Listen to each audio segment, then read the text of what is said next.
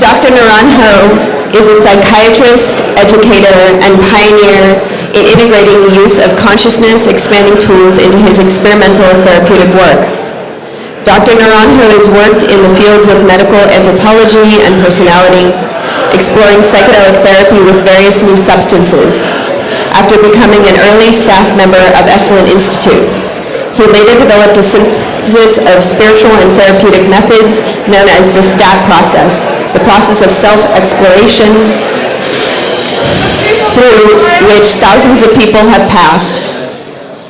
Dr. Naranjo is a pioneer in the integration between therapy and meditation, the author of 25 books, and a Nobel Peace Prize nominee. Please give a huge round of applause for Dr. Claudio Naranjo.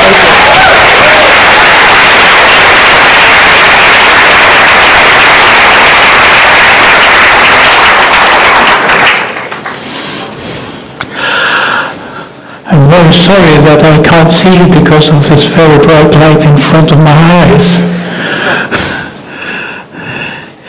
So it's a little bit like a monologue.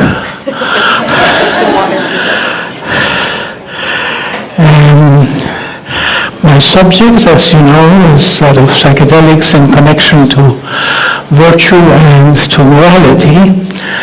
And I'd like to start by making a distinction between these two things that are usually confused. Thank you, wonderful.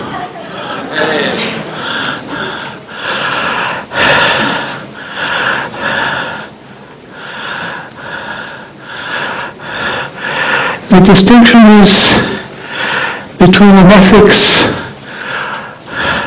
where things are good or not according to norms, and norms involve authority. We live, since we became civilized beings, in a world of normative ethics. Essentially, what is not forbidden, it's obligatory. There's very little room for what is not compulsory or forbidden. There are cultural differences.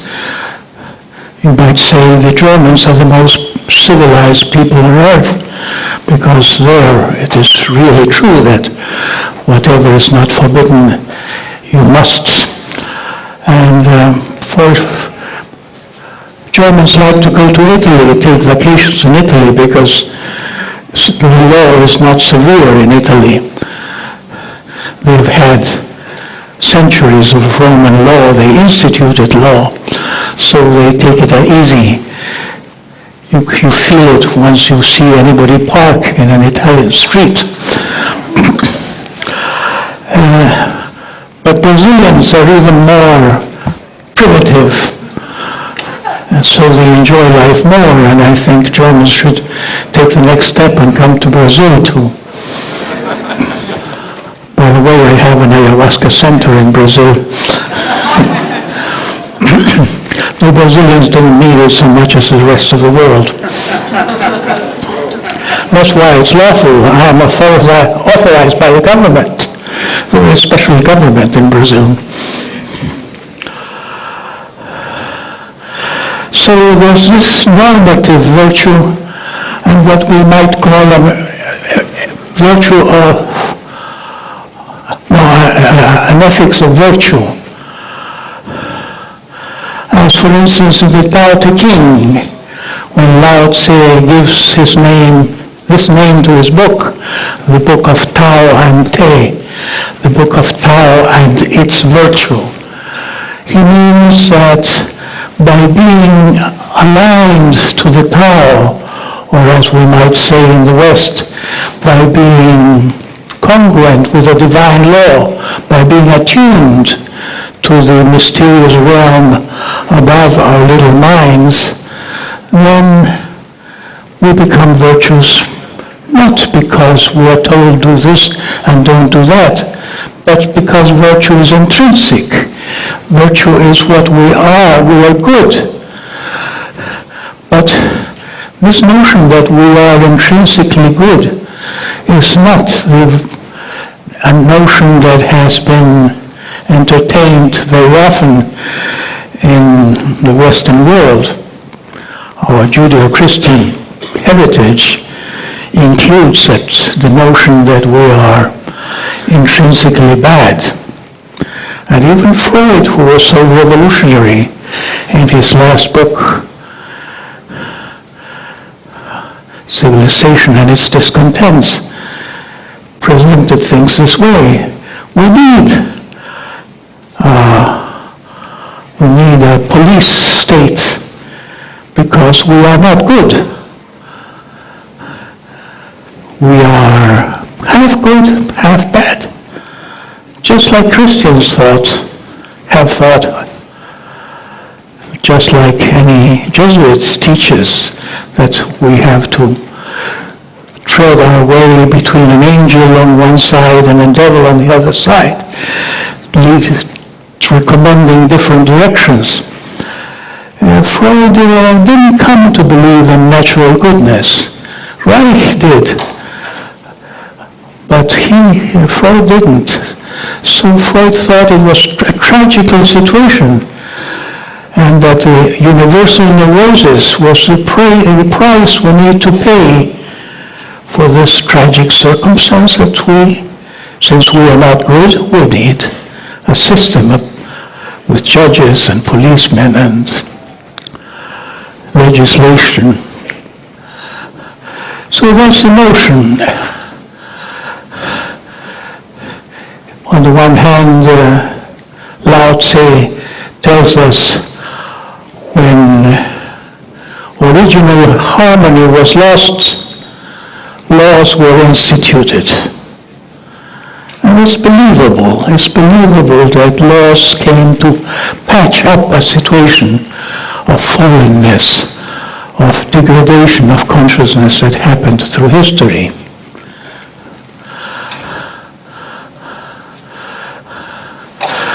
Also, we read in the Tao Te Ching a sentence that Alan Watts used to quote in the literal translation: virtue, not virtue, thus virtue.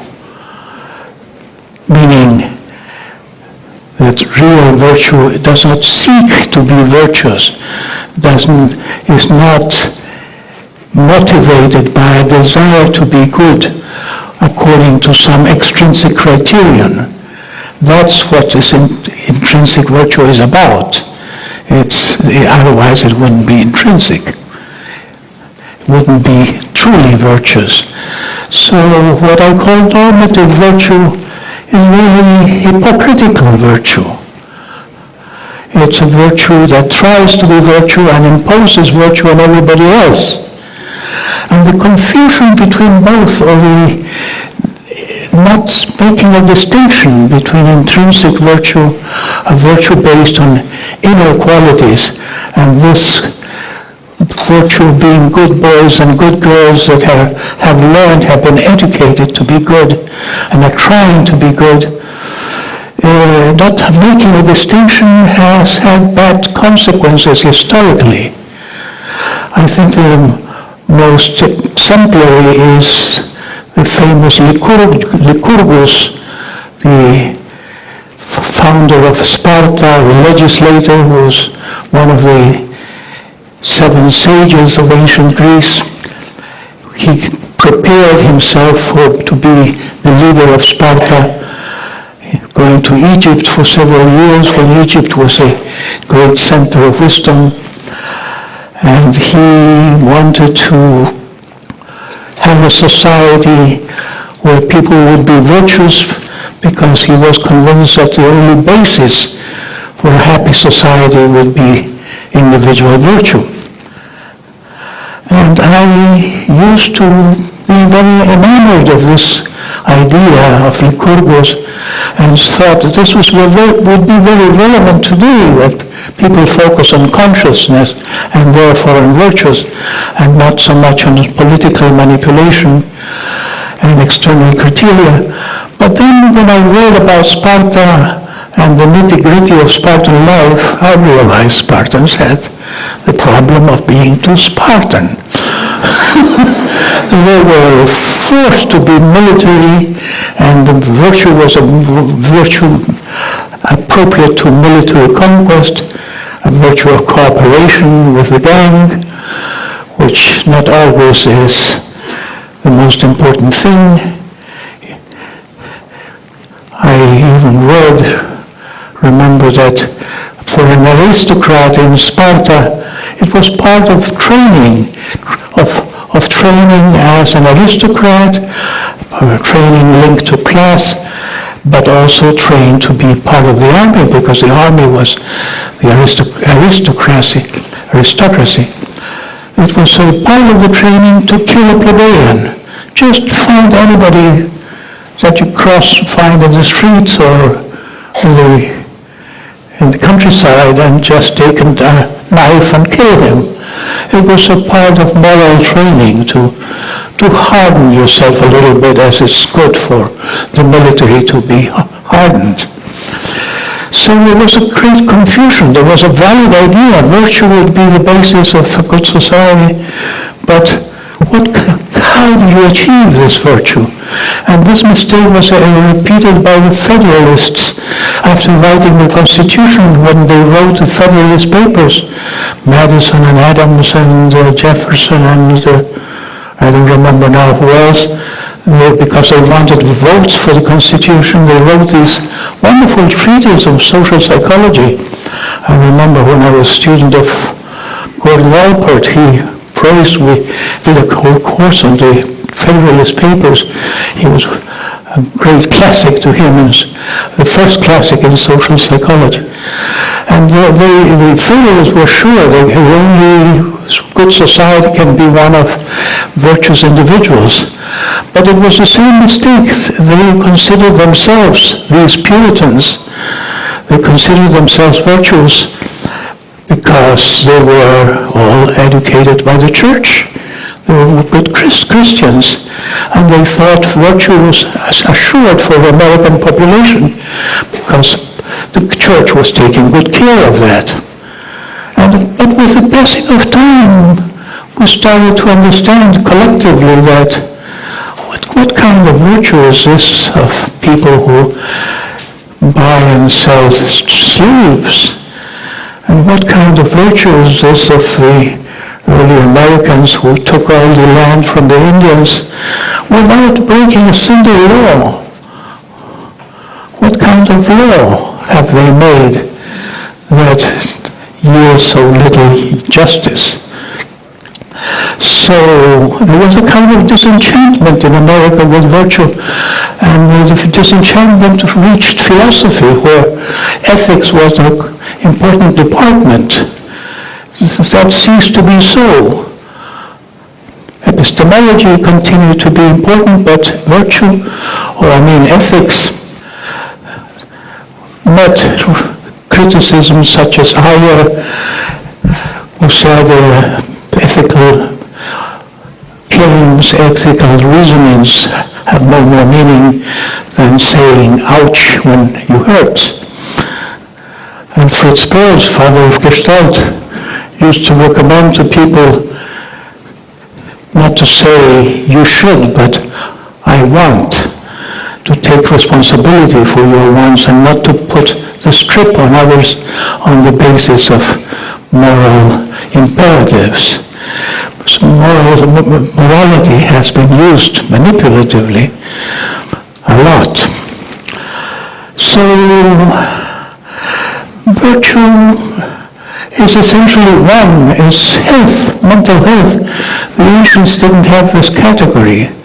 The so-called moralists of antiquity, like Socrates or Diogenes or Marcus Aurelius or Epictetus, so both the Roman and the Greeks, well, the early therapists were concerned with inner goodness. They were not so concerned with how did the universe arise and what is it made of. And in the development of human thinking, several virtues started to be pinpointed. Like the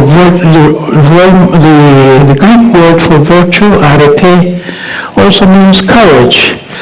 Courage is the most virtuous of virtues, and most apparent to the ancients. And it's the opposite of being a coward. And we are, as civilized people, domesticated people who have been domesticated by fear. Everybody since Freud and Erich Fromm especially knows that behind every family history is fear. So I have spoken 10 minutes? 10 now. Thank you.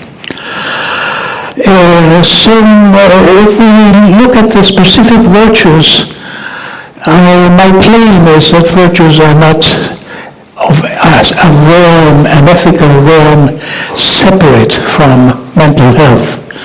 They are a higher mental health than what we are accustomed to, like wisdom, for instance. The Greeks call it sophrosine, which was translated by the church fathers into prudence. Who's interested in prudence? We don't suspect what it means. We don't suspect it means wisdom, the kind of wisdom that Socrates claimed would not want and would prevent anybody from doing ill. If people knew, if people understood, they wouldn't be bad. It's just the key to goodness is clear understanding, seeing things as they are. So all these virtues are the opposite of illnesses. Temperance is another one. Temperance is not having an addictive mind, not being craving for this and being rejecting of what is not what you crave. It's just inner balance. It's just mental health. It's a natural detachment that is not only an ascetic ideal, but is a healthy condition of the mind that is like a kind of refuge where you are not the prey of your passions, of your neurotic needs, your deficiency, motivation, qualities. So that about true virtue. True virtue, I claim, is mental health, and psychedelics is good for mental health, though it would be very good in the follow-up study in the future to validate this claim. See whether psychedelics make people more courageous, less addictive, more wise in terms of understanding how things are and so forth. What about the other virtue? Authoritarian virtue. There are clear indications that it arose more or less with civilization. There's a time where laws emerge in the world. They're attributed in India to a mythical Manu. They're attributed to Hammurabi in Babylonia. They're attributed to Moses. And more or less they represent a transition to patriarchy. There was a time where the human community was more tribal and decisions were more in dialogue, more community decisions, and there came a time where central authority took over. And it seems that this was a time when the earth was getting too dry, when the earth was getting too hot, after the famous Neolithic, where earth, which was much of it covered with ice, became fertile in the region between the Sahara and the Caucasus, going through the Middle East, and this became a kind of paradise on earth. Agriculture arose, and the feminine mind had much to do with it. It was not just agriculture, but textiles and ceramics. And we became, in some sense, civilized. But this is not what is called the beginning of civilization. And we don't learn in our textbooks that the Neolithic lasted little, because the earth that had been flooded by the melting of the glaciers now started to get dry, and there was not enough for everybody, and migrations followed, and people became predators. The Darwinian principle of, at least poorly understand Darwinism as the survival of the fittest.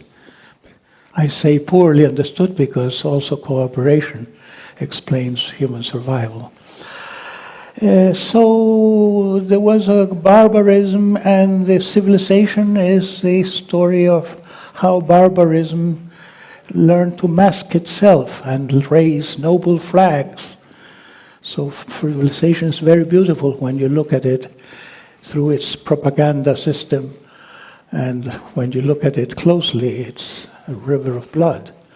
It's very cannibalism has not changed very much from the early times, only it now speaks the language of economics.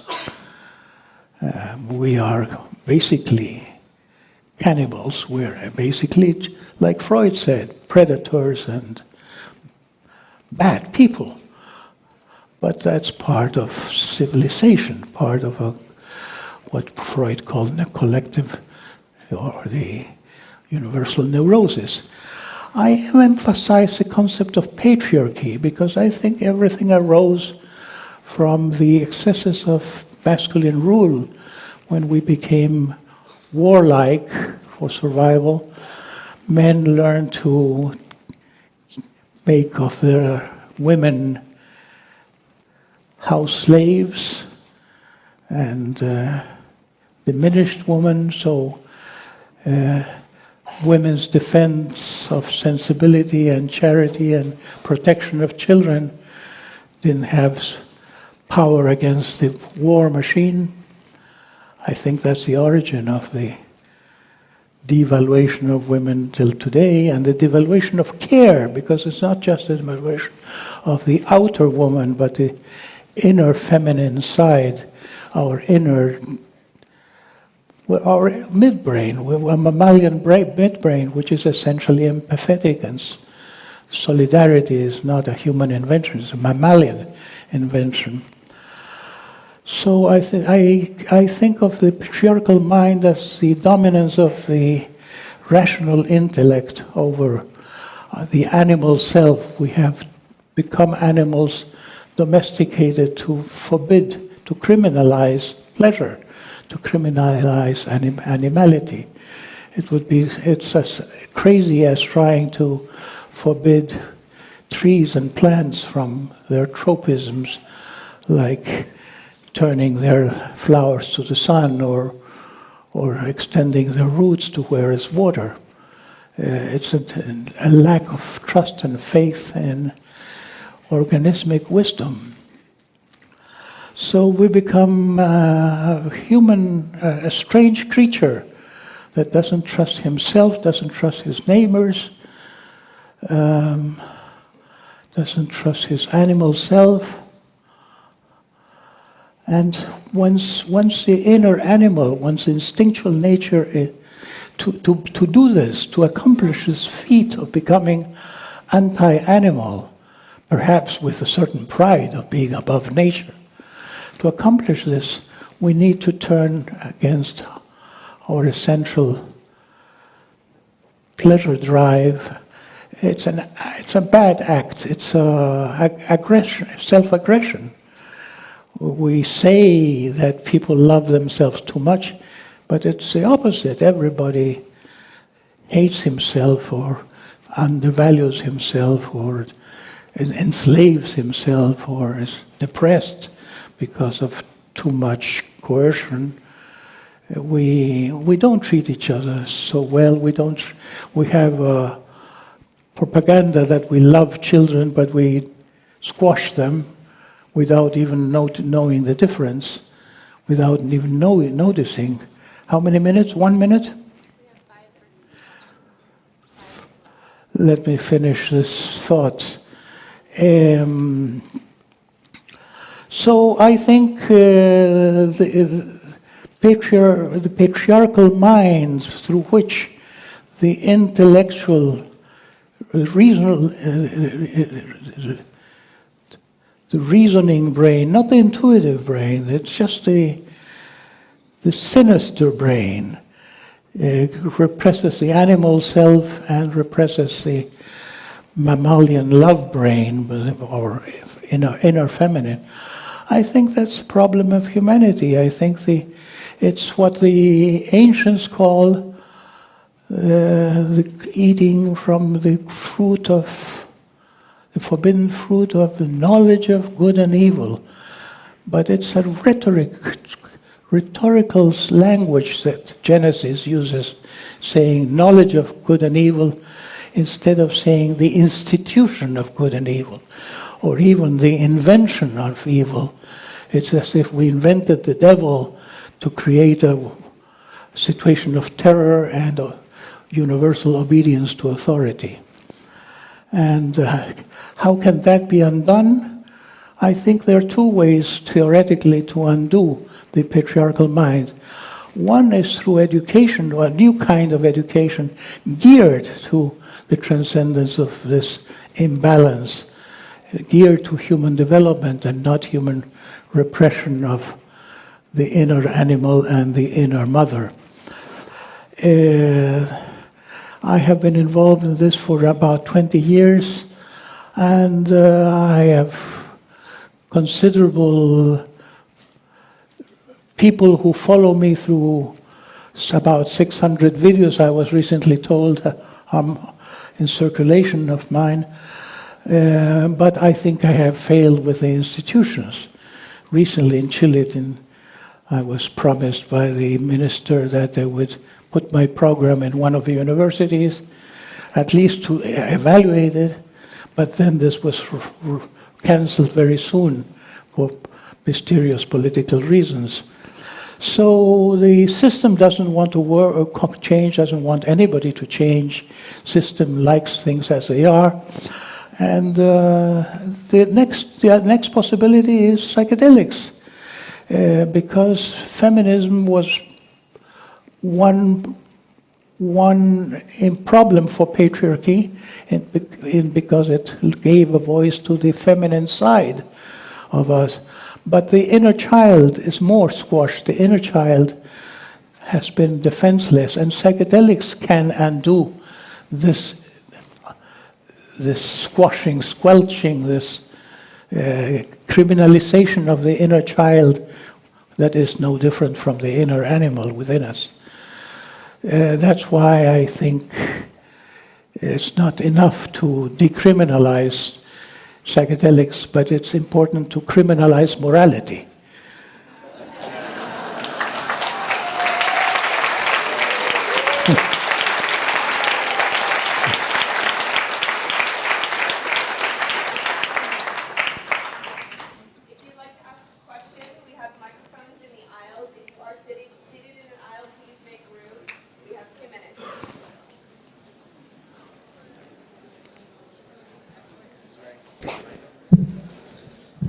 Hello.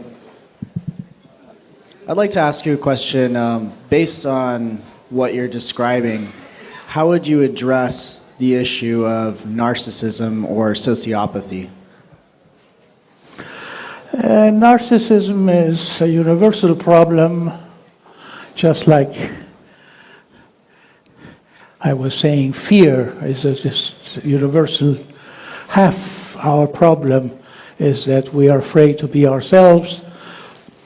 The other half is that we're trying to present an image of how supposedly we would be better.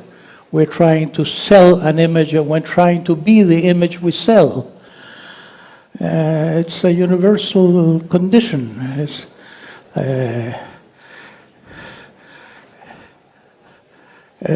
Much has been said about narcissistic personalities, and it's a kind of babble in a kind of psycho-charlatanism, I think.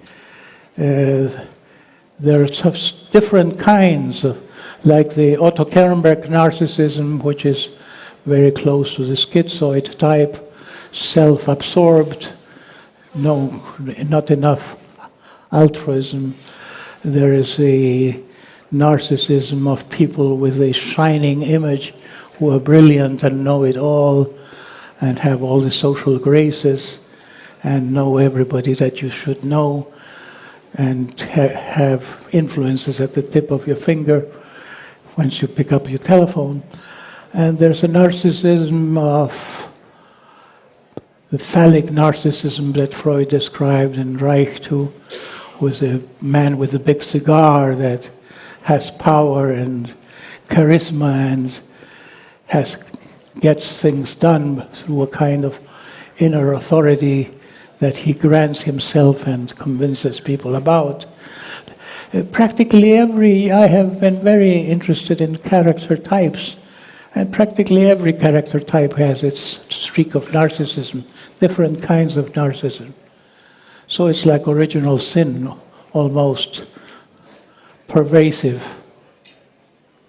Part, if we lose ourselves, if we don't find support in being who we are, then we need to cling to some false image. Thank you. Hi. Sociopathy, I'll leave the question there to make room for one more. Hello? Sorry, speak up, sorry. Oh yeah, if there was a technology that allowed everybody to feel like they are in an MDMA-like state all the time. If there's a technology that allows you to feel, to what? To feel like you are on MDMA. Still I don't. Feel like you are on MDMA all the time. Yes. Would that be good?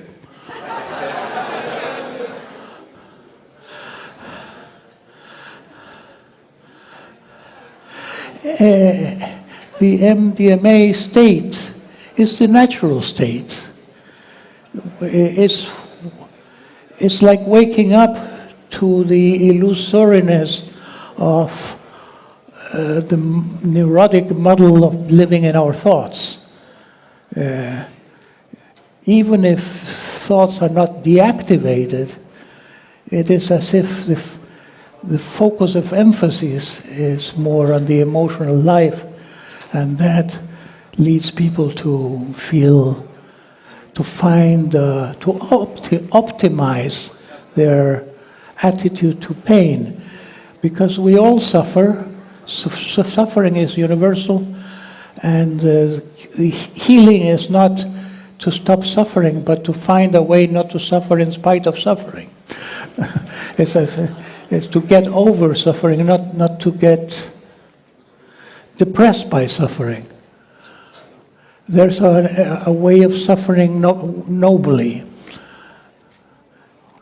When the Buddhists say, called the first truth, the first noble truth of suffering. And there is the truth about the transcendence of suffering. It may be taken to mean that you get as an altered state where there's no suffering, but really the state of integration is one where you suffer serenely, you suffer without losing your ability to smile, even if your legs hurt or if your relationship with a certain person hurts. There's a way to be full of yourself, not to lose your integrity. Neurosis is a loss of integrity due to fragmentation. That's it.